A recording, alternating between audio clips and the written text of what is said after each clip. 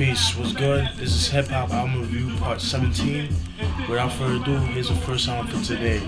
It's Onyx's fourth album, Bacdafucup Part II, released in 2002.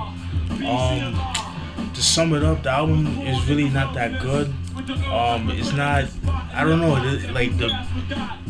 you kind of see like the beats are not as hardcore as the first three albums, because I do have in my collection.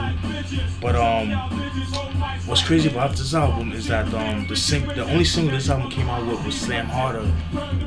Little trivia that I was looking up was that the single for Slam Harder, the album version is actually edited.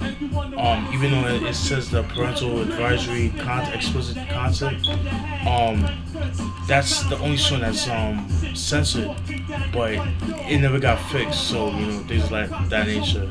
But this is Onyx Bacdafucup Part II, released in 2002.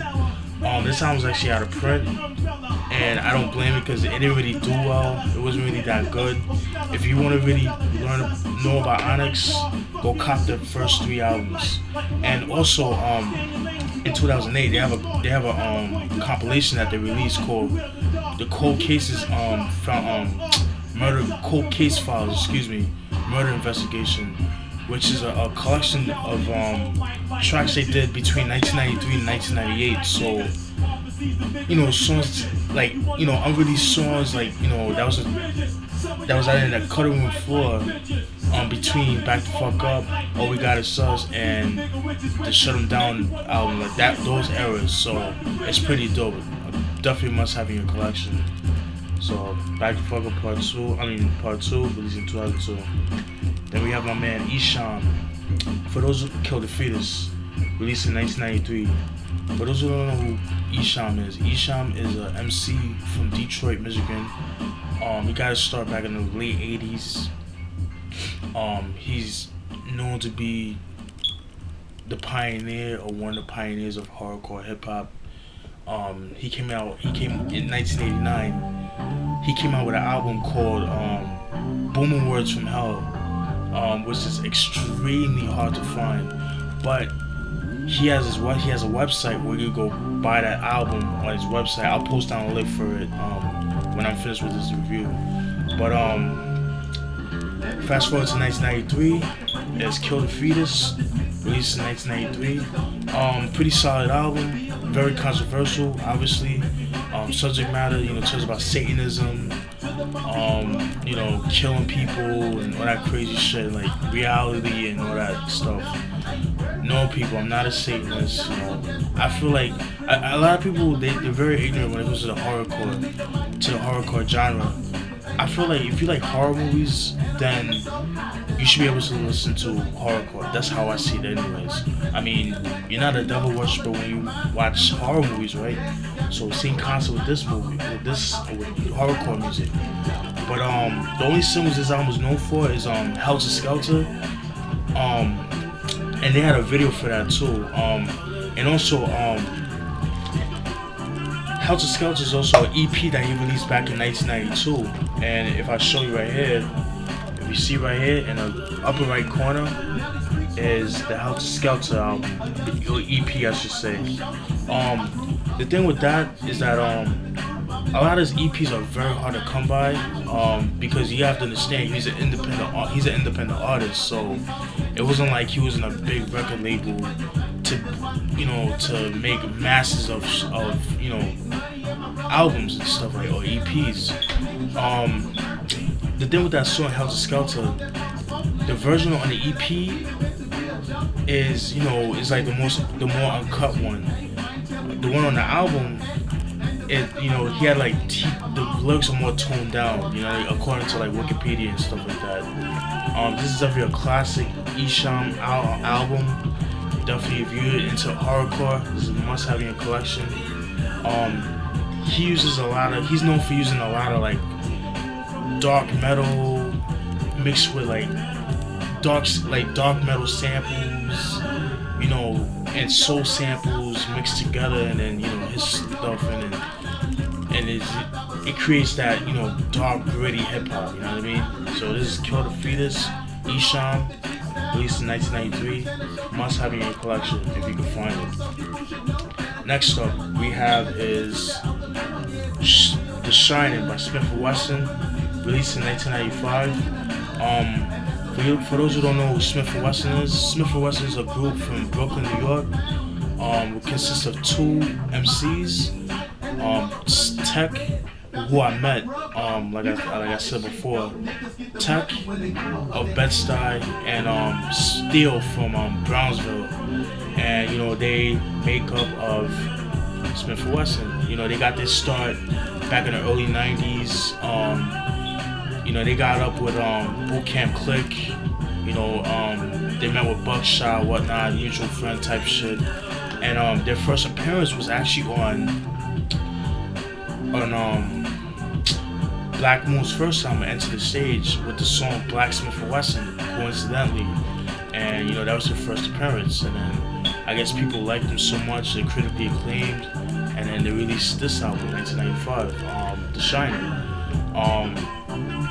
Definitely singles this album was known for, Uptown, which was the first single that was released in '94. The second single I believe was Let's Get It On. The third album was the Recognize, which is but the video version for that song uses the Just the Two of Us, the Grover Washington sample, which uses that sample. The fourth one is Soundboy Burrell. I think that's how you said Burrelli. Soundboy Burrelli or Burrell. And the last time was One Time. Yeah. No, I think One Time. No, One Time is the one that uses the Just the Two of Us sample, if I'm not mistaken. I forgot, it's been a while. But this album, a lot of people like to compare it to Enter the Stage, and rightfully so, because they kind of have like the same soundscapes of Enter the Stage. To choose which album is better is kind of hard because I'm like in between, because I have a great relationship with this album. Just based on right now, damn, I can't even tell you because it's not fair, because similar albums but like different. I don't know, it's the same album but it's just, I guess this album will be more darker, if you want to say, but definitely a must have in your class if you like mid-90s hip hop. If you're a fan of Black Moon, if you're a fan of, you know, boom bap, dirty hip hop, gritty hip hop like I am, you know, must have in your collection. This is Smif and Wessun, Dah Shinin, a classic album. Must have in your collection. Then we got Lost Boyz, Legal Drug Money by Lost Boyz.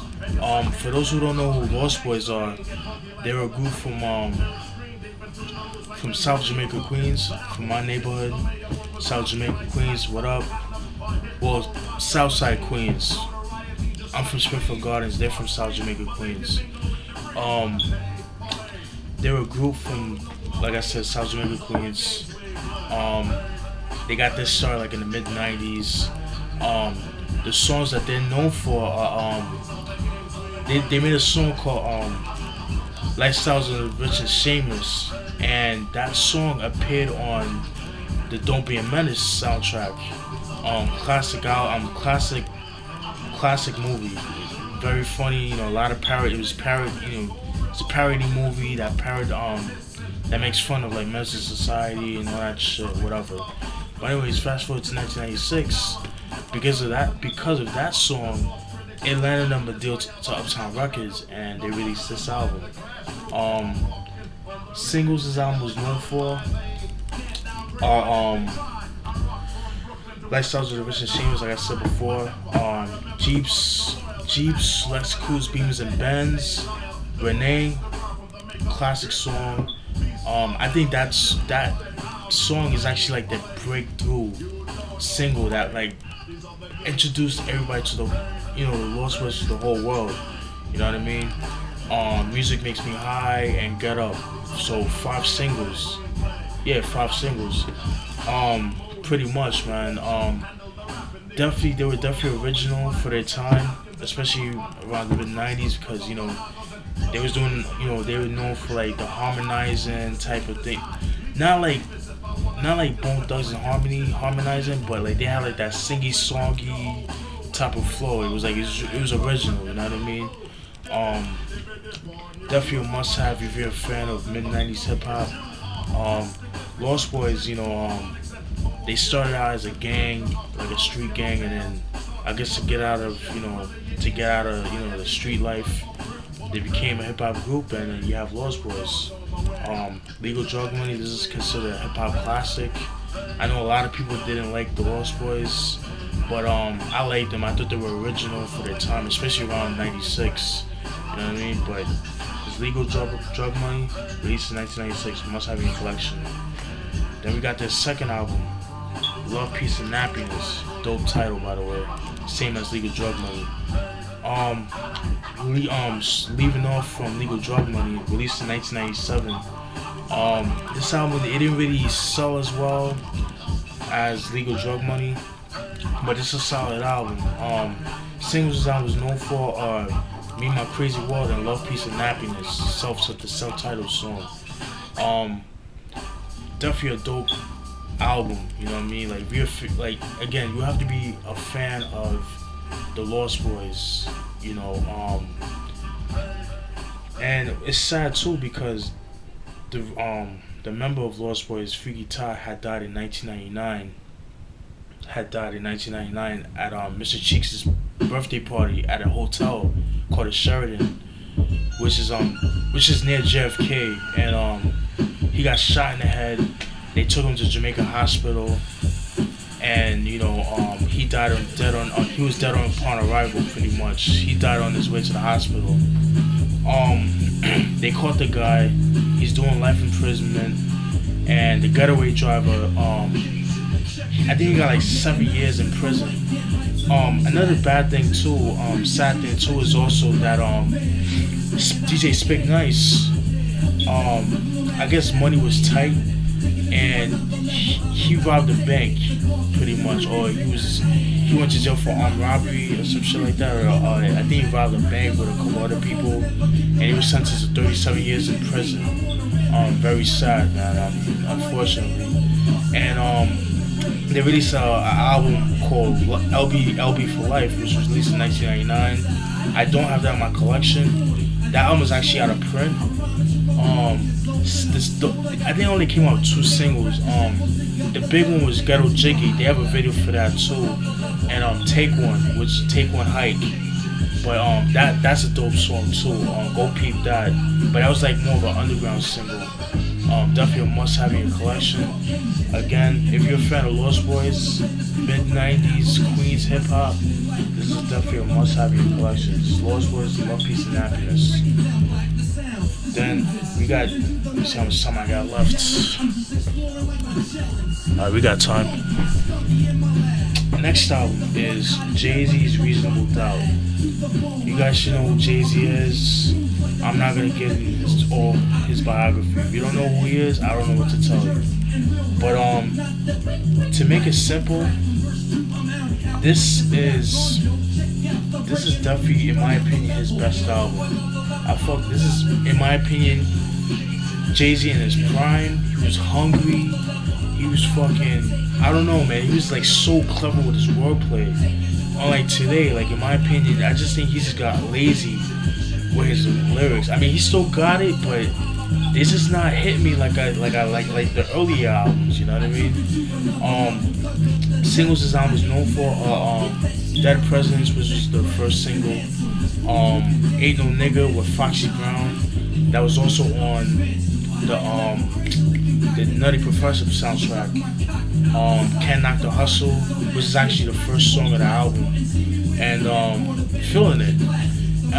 A little trivia on that song. That song, Feeling It, was originally a Camp Low song, pretty much.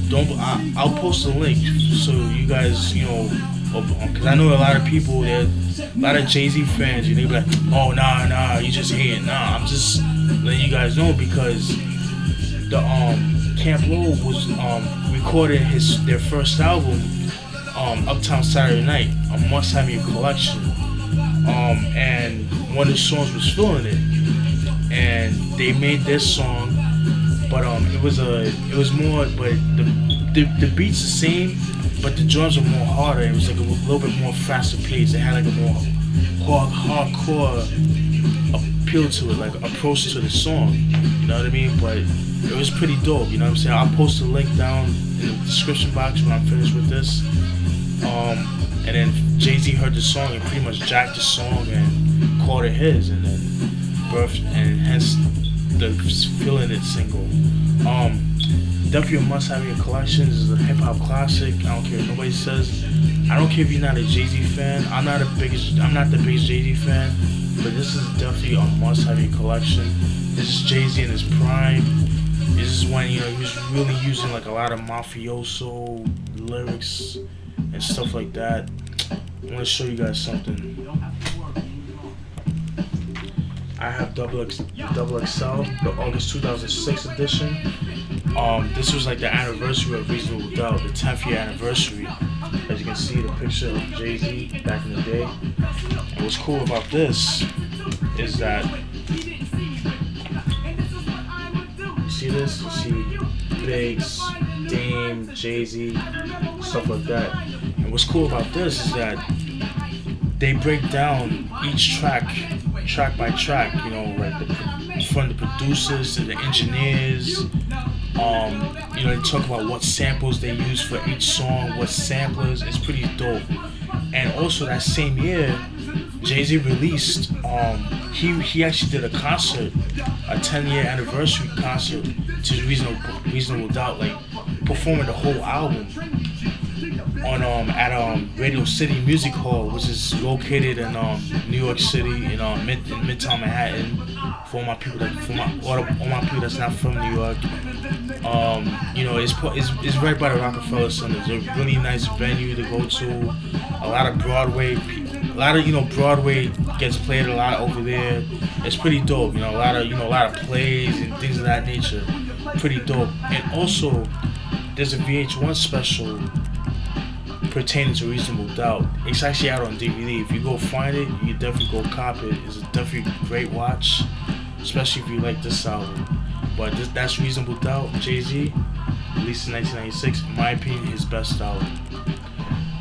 Next album is Here Comes the Lords by Lords of the Underground, released in 1993. For those who don't know who Lords of the Underground is, they're a group from Newark, New Jersey. They've all met each other at a university called Shaw University, which is located in Raleigh, North Carolina. And then, like, you know, fast forward, they got signed by Marley Marl, by Pendulum Records. Marley Marl, they were affiliated with Marley Marl and K-Def, who's the prodigy of Marley Marl. Excuse me. And fast forward to 1993, you have this album. Singles this album was known for, it has 5 singles. The 5 singles are Chief Rocker, their biggest single, their breakthrough single. Here Comes the Lords. By the way, they all have videos for these, by the way. Here Comes the Lords, you actually see them at Shaw University. It's a pretty dope video. Funky Child, Flow On, and Psycho. Definitely a must-have in your collection if you're a fan of early 90s hip-hop. If you're a fan of Marley Marl's beats, especially like Marley Marl's beats from the early 90s, early to like mid-90s, you would definitely enjoy this album. And you hear like K-Def on this album too. Like, you know, this is like where people started recognizing K-Def, you know what I mean? Because K-Def started back in the early 90s, but, you know, this album was actually broke through K-Def's album, his career, you know. That's what people started noticing him, excuse me. Definitely a must have in your collection. Believe it or not, this is the only album that's in print, because the last two, because the other two, Keepers of the Funk, which I don't have in my collection, which I do want, it's actually out of print. And their Resurrection album, which was released in 1999, was also out of print too. And I believe they came out with another album somewhere in the late 2000s. I'm not sure, I could be wrong, But this is Keepers of the. This is Here Comes the Laws by Laws of the Underground. Definitely a must-have in your collection. If you're a fan of early '90s hip hop or Jersey hip hop, must-have in your collection. Then we got Fugees, Blended on Reality, released in 1994. You guys should know who the Fugees are. If you guys don't know who they are, go check on Wikipedia. You know, they're from Jersey, South Orange, New Jersey. You know, Pras and Wyclef are cousins, and then you know, Pras met Lauryn Hill, and you know, she was going to Columbia University. She dropped out like after a year. And then Lauryn Hill met Wyclef through Pras, and then they formed the Fugees.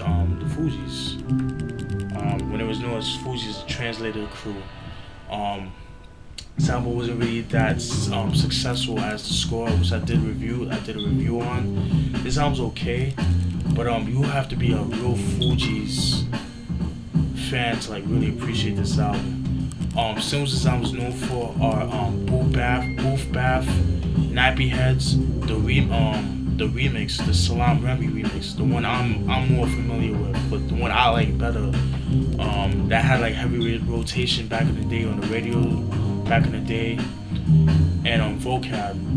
Also, check out the Salam Remy remix for that song as well. Dope.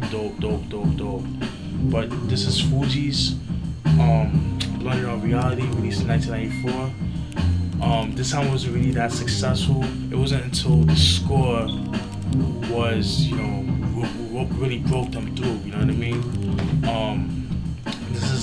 This is kind of like, you know, Mobb Deep's Juvenile Hell, because people think The Score is their first album. It's not. This is their first album. It's definitely a must-have in your collection. You see a bald Wyclef Jean, Lauryn Hill with the dreads, and Pras when he had the afro. This is definitely a must-have in your collection if you're a fan of Fugees.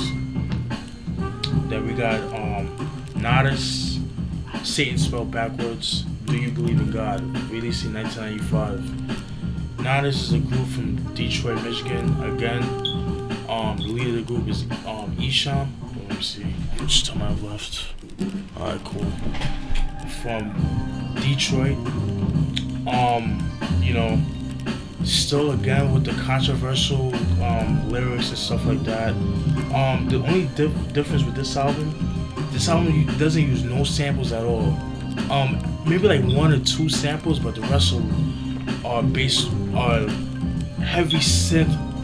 It's relied on synths, but it's not corny synths. It's like fucking dark, grimy synths. You know what I mean? It's like really scary. Like this album's like really like try listening to this shit at night and like it's like some scary ass shit. You know what I mean? Definitely a must-have in your collection if you're a fan of Esham.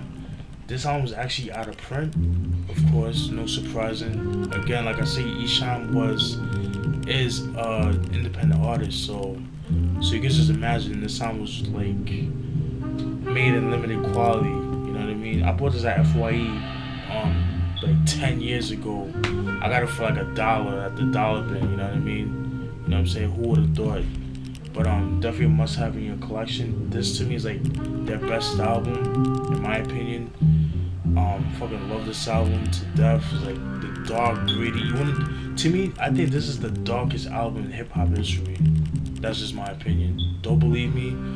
I know you go on YouTube and you can check out the snippets for this album. Go check it out. You give me your feedback on that. This is, if you like Gravediggers, Flatliners, stuff like that, you'll definitely enjoy this album. This is Do You Believe in God by Natas. Must have in your collection. And last album for today is Esham's 4th album, Closed Casket, released in 1994. This album was known for, you know, obviously the dark nature of the album. definitely in my opinion, his best solo album. In my opinion, the beats are dark and gritty and shit like that. This is like when he started using more synths in his albums and stuff like that. I mean, yeah, he uses he uses samples, but not as much. You know what I mean? He's using like more live instrumentation, like particularly like dark synths and organs and shit like that. The only single this album has is Mental Stress, and they actually have a video for that. Go peep that. You can check it on YouTube. It was unreleased until like earlier this year, and they re-released it. But this is Esham, Closed Casket, released in 1994. Must have in your collection. That's it, people. If you guys enjoyed that review, peace. Stay tuned for the next one. Peace.